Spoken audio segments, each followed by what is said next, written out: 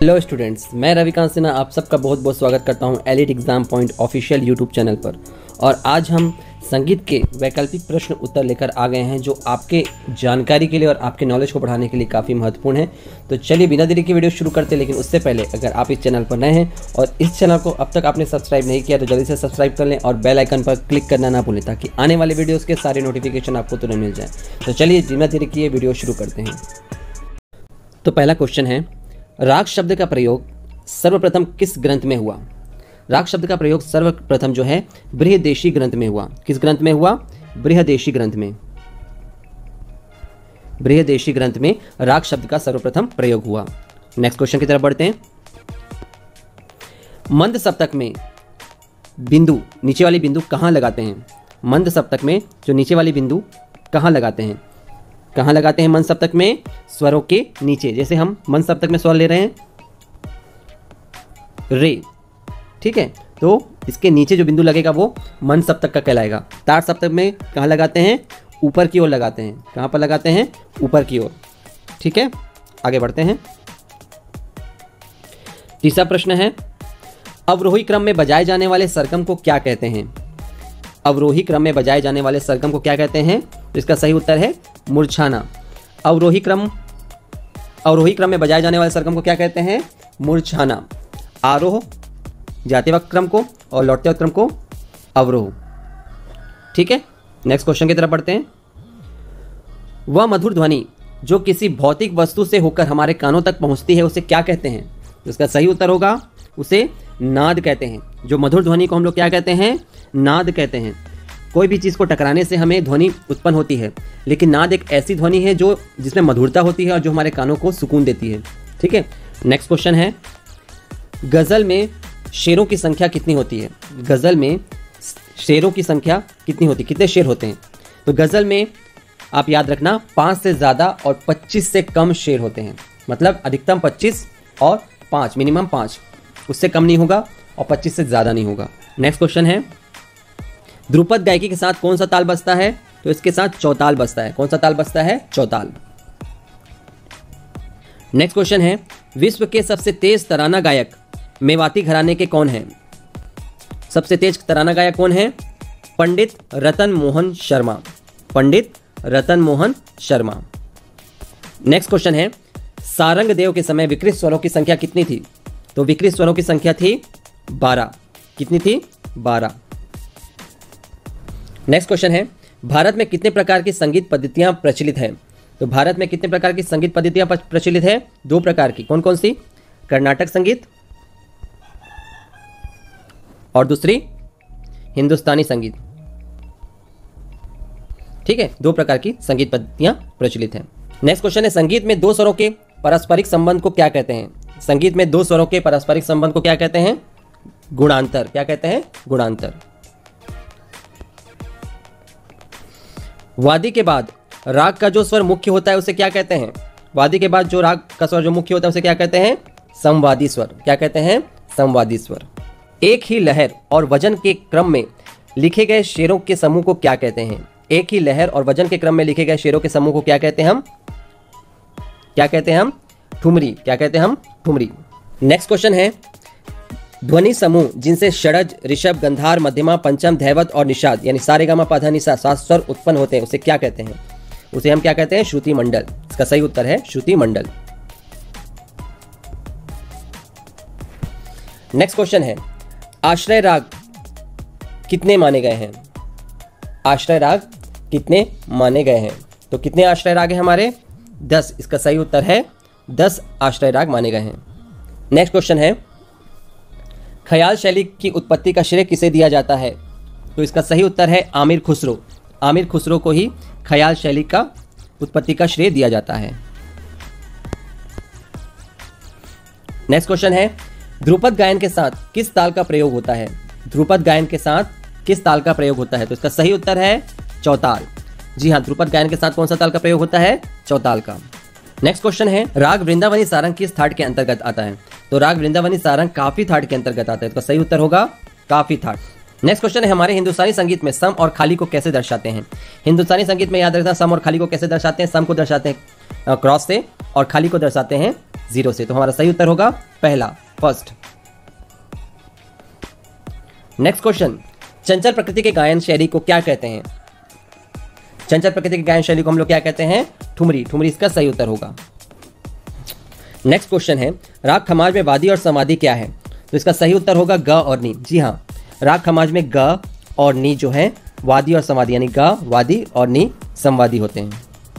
Next question, किस घराने की शैली में आलाप पर बहुत बल दिया जाता है? तो यहाँ पर थोड़ा सा मिस्टेक है, ये होगा आलाप। किस घराने की शैली में आलाप पर बहुत बल दिया जाता है? तो इसका सही उत्तर है डागरी घराना। डागरी घराने पर आलाप पर बहुत बल दिया जाता है। नेक्स्ट क्वेश्चन है, ख्याल शैली के अंतर्गत इनमें से कौन से घराने सम्मिलित नहीं है? ख्याल शैली के अंतर्गत कौन सा घराना इसमें नहीं है? तो इसका सही उत्तर है लक्षद्वीप घराना। जी हाँ, लक्षद्वीप घराना जो है ख्याल शैली के अंतर्गत नहीं आता। तो इसका सही उत्तर है डी। नेक्स्ट क्वेश्चन है, तबले के दाएं और बाएं तबले को क्या कहते हैं? तबले के दाएं और बाएं को क्या कहते हैं? डुग्गी। दाएं तबले को और बाएं तबले को डग्गा। तो इसका सही उत्तर है डुग्गी और डग्गा। आप देखोगे छोटा सा, देखो ये है और ये बड़ा वाला, ठीक है। इसको हम लोग क्या कहते हैं? डुग्गी, और एक को कहते हैं डग्गा। डुग्गी जो होता है वो किससे बना होता है? ये चमड़े से बना होता है, और डग्गा जो होता है वो पीतल या फिर तांबे से बना हुआ होता है। नेक्स्ट क्वेश्चन है, राग केदार का वादी स्वर क्या है? राग केदार का वादी स्वर है माँ, ठीक है। इसका सही उत्तर है डी, माँ। नेक्स्ट क्वेश्चन, तीन ताल में कितनी मात्राएं होती है? तीन ताल में कितनी मात्राएं होती है? 16 मात्राएं। कितनी मात्राएं होती है? 16 मात्राएं। नेक्स्ट क्वेश्चन, किस घराने में ध्रुपद, खंडारवाणी, गौहरवाणी में गायन होता है? ये राग लाप पर बल देते हैं और साथ ही तत्कालिक आलाप पर गीतों की रचना करते हैं। तो ये कौन सा घराना होगा? दरभंगा घराना। इसका सही उत्तर होगा दरभंगा घराना। नेक्स्ट क्वेश्चन, अर्धशास्त्रीय संगीत एवं मिश्रित रागों पर आधारित संगीत को हम क्या कहते हैं? अर्धशास्त्रीय संगीत और मिश्रित रागों पर संगीत को हम लोग क्या कहते हैं? क्या कहते हैं? ठुमरी कहते हैं। क्या कहते हैं? ठुमरी। ठुमरी को हम लोग अर्धशास्त्रीय संगीत भी मानते हैं और इसे मिश्रित रागों पर आधारित संगीत को संगीत भी कहते हैं। तो नेक्स्ट क्वेश्चन है, कौन सी शैली में लय बहुत महत्वपूर्ण होती है क्योंकि रचना तीव्र, सूक्ष्म और जटिल होती है? तो कौन सी शैली में लय बहुत महत्वपूर्ण होती है? तो इसका सही उत्तर होगा टप्पा। टप्पा शैली में लय बहुत महत्वपूर्ण होती है और क्योंकि रचना इसकी तीव्र, सूक्ष्म और जटिल होती है। तो इसका सही उत्तर है सी, टप्पा। 13वीं शताब्दी के संगीत रत्नाकर के लेखक कौन है? 13वीं शताब्दी के संगीत रत्नाकर के लेखक कौन है? सारंगदेव। कौन है? सारंगदेव। इसका सही उत्तर है बी, सारंगदेव। गीत से जुड़े हुए सरगम को हम लोग क्या कहते हैं? गीत से जुड़े हुए सरगम को हम लोग क्या कहते हैं? गत कहते हैं। क्या कहते हैं? गत। तो इसका सही उत्तर है डी, गत। हिंदुस्तानी शास्त्रीय संगीत में कुल कितनी श्रुतियां होती हैं? हिंदुस्तानी शास्त्रीय संगीत में कुल कितनी श्रुतियां होती है? 22 श्रुतियां। कितनी श्रुतियां होती हैं? 22 श्रुतियां। हिंदुस्तानी शास्त्रीय संगीत में कुल 22 श्रुतियां होती है। लय कितने प्रकार के होते हैं? लय कितने प्रकार के होते हैं? 3 प्रकार के होते हैं। कितने प्रकार के होते हैं? 3 प्रकार के होते हैं। कौन कौन सा लय होता है? मध्य लय, विलंबित लय, और जो ज्यादा होता है उसको हमको क्या बोलते हैं? ध्रुत लय। क्या बोलते हैं? ध्रुत लय। मध्य लय, विलंबित लय और ध्रुत लय। मध्य लय मतलब मीडियम, विलंबित मतलब बहुत ही धीरे, और ध्रुत मतलब बहुत ही तेज। ठीक है, तो 3 प्रकार के लय होते हैं। नेक्स्ट क्वेश्चन है, वसंत ताल में कितनी मात्राएं होती है? वसंत ताल एक ही ताल है जिसमें 9 मात्राएं होती है। कितनी मात्राएं होती है? 9 मात्राएं होती है। ठीक है, आगे बढ़ते हैं। शेरों के अंतर्गत दोहराए जाने वाले शब्दों को क्या कहा जाता है? शेरों के अंतर्गत दोहराए जाने वाले शब्दों को क्या कहा जाता है? रदीफ कहा जाता है। क्या कहा जाता है? रदीफ। इसका सही उत्तर है ए, रदीफ। नेक्स्ट क्वेश्चन, राग से मिलता जुलता राग को हम क्या कहते हैं? राग से मिलता जुलता राग को हम लोग क्या कहते हैं? राग। क्या कहते हैं? सम प्रकृति राग। ठीक है, इसका ऑप्शन है सी। नेक्स्ट क्वेश्चन है, ठुमरी गायन में सबसे प्रसिद्ध इनमें से कौन सा है? तो ठुमरी गायन में सबसे प्रसिद्ध है हमारी बेगम अख्तर। तो इसका सही उत्तर है बेगम अख्तर।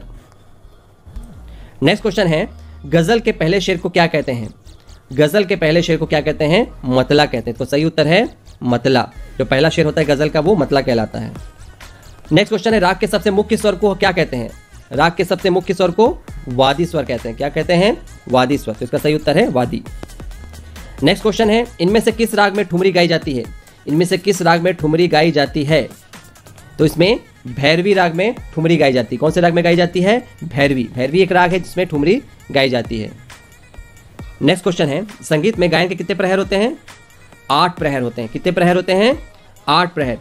ठीक है, एक सुबह, दोपहर, शाम, रात्रि और इसके जुड़े हुए और प्रहर होते हैं आगे पीछे करके। तो टोटल कितने प्रहर हो गए? 8 प्रहर हो गए।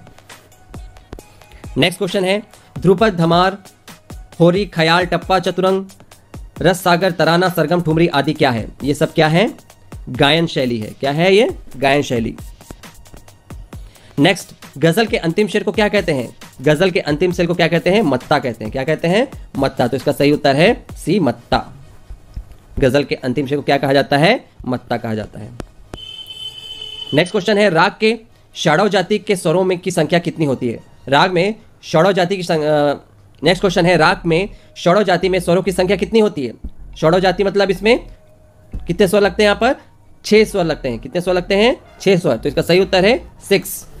रूपक ताल में कितनी मात्राएं होती है? नेक्स्ट क्वेश्चन है, रूपक ताल में कितनी मात्राएं होती है? 7 मात्राएं। कितनी मात्राएं होती है? 7 मात्राएं।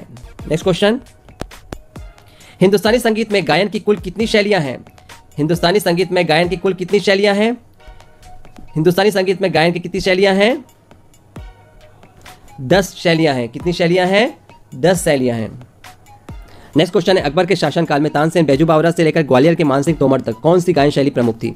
जी हाँ, उस समय कौन सी गायन शैली प्रमुख थी? अकबर के शासनकाल तानसेन से और बैजू बावरा तक कौन सी गायन शैली प्रमुख थी? तो वे लोग ज़्यादातर कौन से गायन शैली को ज़्यादा मानते थे? ध्रुपद गायन शैली। कौन सी गायन शैली ज़्यादा प्रमुख थी? ध्रुपद गायन शैली। ठीक है। नेक्स्ट क्वेश्चन है, राग भीम पलासी किस थाट के अंतर्गत आता है? राग भीम पलासी किस थाट के अंतर्गत आता है? तो ये काफी थाट के अंतर्गत आता है। किस थाट के अंतर्गत आता है? काफी थाट के अंतर्गत। नेक्स्ट क्वेश्चन, राग के औडव जाति में स्वरों की संख्या कितनी होती है? औडव जाति में कितनी होती है? 5 होती है। कितनी होती है? 5। इसका सही उत्तर होगा 5। नेक्स्ट क्वेश्चन है, ठुमरी कितने प्रकार के होते हैं? ठुमरी कितने प्रकार के होते हैं? तो ठुमरी 2 प्रकार के होते हैं। कौन कौन सी होती है? पूर्वी ठुमरी और पंजाबी ठुमरी। कौन सी ठुमरी होती है? पूर्वी ठुमरी और पंजाबी ठुमरी। तो इसका सही उत्तर है पूर्वी और पंजाबी ठुमरी।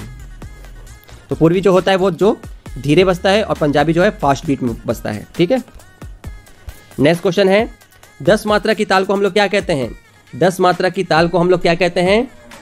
जप ताल। क्या कहते हैं? जप ताल। तो इसका सही उत्तर है सी, जप ताल। ठीक है। सो ये था स्टूडेंट्स कुछ महत्वपूर्ण क्वेश्चन, महत्वपूर्ण प्रश्न उत्तर हिंदुस्तानी संगीत को लेकर के। उम्मीद है ये वीडियो आपको काफ़ी अच्छा लगा होगा। मिलते हैं नेक्स्ट वीडियो में, तब तक के लिए ध्यान रखिए और देखते रहिए elite exam point official Ravi के साथ। Thank you so much, have a nice day.